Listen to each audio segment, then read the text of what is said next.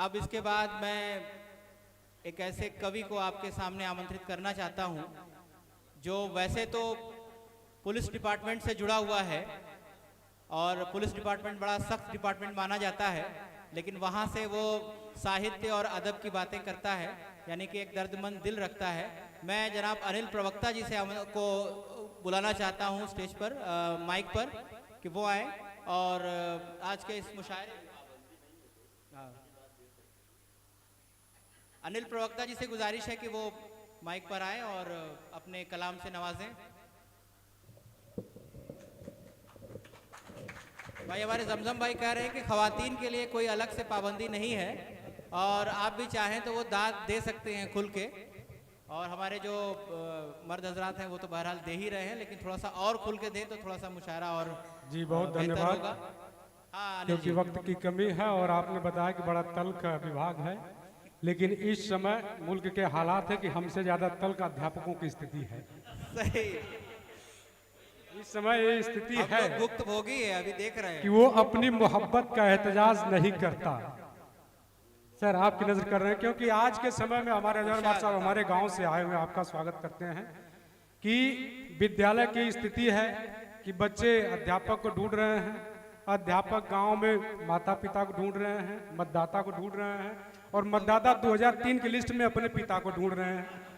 तो ये स्थिति चल रही है इस समय कि अपनी मोहब्बत का एहतजाज नहीं करता, वो सामने होता है फिर भी बात नहीं करता, उसे मालूम है मेरे हर मर्ज की दवा, और एक वही है जो मेरा इलाज नहीं करता। क्या कहने, उसको पता है कहां से क्या करना है। आज ये महफिल बहुत खूबसूरत सजी हुई है, आज ये महफिल ऐसे शख्सियत की शान में सजी हुई है, याद में सजी हुई है कि जिनका इस देश के लिए एक बहुत बड़ा योगदान रहा है कि दिल हमारा पुकारे तुम्हें आज भी, दिल हमारा पुकारे तुम्हें आज भी, आंखें हर पल निहारे तुम्हें आज भी, इस खुले आसमां में कहां खो गए, ढूंढे मन के सितारे तुम्हें आज भी। आज ऐसे लोगों की बहुत जरूरत है हमारे समाज में, ऐसे लोगों की बहुत आवश्यकता है। मौलाना अबुल कलाम आजाद देश के वो पहले व्यक्ति थे जिन्होंने बंटवारे के खिलाफ अपनी आवाज को बुलंद किया था, मुखर किया था। ऐसे ही नहीं, मुल्क की आवाज थे वो। आज उनकी याद में यह मुशायरा है कि मुल्क की आवाज थे वो, जैसा कि भारत आजाद भारत के पहले शिक्षा मंत्री भी हुए, कि मुल्क की आवाज थे वो, इल्म की बुनियाद थे वो, शिक्षा संघर्ष समर्पण के दम पर अबुल कलाम आजाद थे वो। एक उन्हीं का नाम ब्रांड, इससे बड़ा क्या ब्रांड हो सकता है भाई? तालियां इससे बड़ा तकरीर, इससे बड़ी उसमें हम क्या कह सकते हैं। बहुत शुक्रिया आप सभी का, बहुत धन्यवाद। और कुछ समय कम है इसलिए कुछ थोड़ी चीजें मैं आपके बीच में सुनाकर, और एक कुछ मोहब्बत के नाम से भी कि तुम्हारे बिन गुजारा कैसे हो सकता है, तुम्हारे बिन गुजारा कैसे हो सकता है, वो आंखों का तारा कैसे हो सकता है, तुम्हारे बिन गुजारा कैसे हो सकता है, वो आंखों का तारा कैसे हो सकता है, तुम्हें देखकर बीनाई खोई है मैंने, कोई तुमसे भी प्यारा कैसे हो सकता है। बहुत शुक्रिया, बहुत शुक्रिया। कोई तुमसे भी प्यारा कैसे हो सकता है।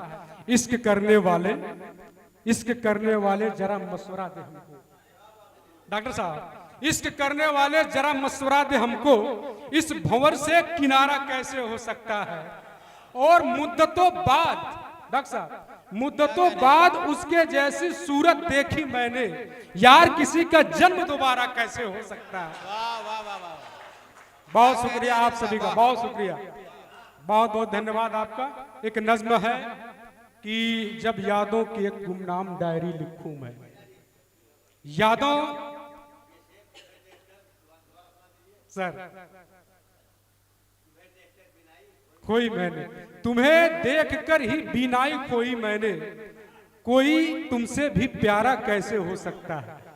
बहुत शुक्रिया आपका कि जब यादों की एक गुमनाम डायरी लिखूं मैं, तुम जहन में हो तुम्हारे नाम शायरी लिखूं मैं, जिसके हर पन्नों पर एहसास तुम्हारा हो, तुम ना हो फिर भी एक साथ तुम्हारा हो, तुम्हारे ख्वाब तुम्हारी नींद तुम्हारे रातें हो, तुम्हारे लफ्ज तुम्हारे होठ तुम्हारी बातें हो, तुम्हारा होकर भी तुम्हारा होना हो, तुम्हें खोकर भी पाना खोकर भी पाना हो, सूरज के कंधों से जैसे शाम के बाजू गिरते हो, सूरज के कंधों से जैसे शाम के बाजू गिरते हो, चांद अंधेरी होती है तो रात अंधेरी होती है तो चांद के आंसू गिरते हो, तब मेरे लफ्जों की बहर में पैगाम तुम्हारा आएगा, मैं कलम रोक दूं जिस पैरा पर नाम तुम्हारा आएगा, तब मेरे लफ्जों की बहर में पैगाम तुम्हारा आएगा, मैं कलम रोक दूं जिस पैरा पर नाम तुम्हारा आएगा,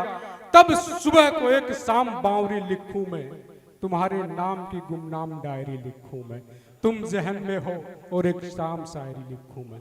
बहुत शुक्रिया। एक मैंने लिखा सुबह, बस आखिरी है, समाप्त करूंगा, एक व्यंग है, इशारे में आप समझिए। हम सभी लोग आज इकट्ठा हैं, याद कर रहे हैं, यादों के अलावा भी हमें बहुत कुछ करना है कि खिलते हुए गुलशन से तितलियां पकड़ते हैं। समझ लें आप सभी, आप सदर साहब यहाँ पर बहुत पढ़े लिखे लोग हैं, खुलकर नहीं कह रहा हूं कि खिलते हुए गुलशन से तितलियां पकड़ते हैं, हम हाथ तो पकड़ नहीं सकते अंगुलियां पकड़ते हैं, उधर नदी के मगरमच्छ ने सारे मवेशी खा लिए और हम इधर हैं कि तालाब के किनारे मछलियां पकड़ते हैं। वाह वाह, ये थे जनाब अनिल प्रवक्ता जी, जो बड़े खूबसूरत अंदाज से कविताएं और व्यंग प्रस्तुत कर रहे थे, पेश कर रहे थे।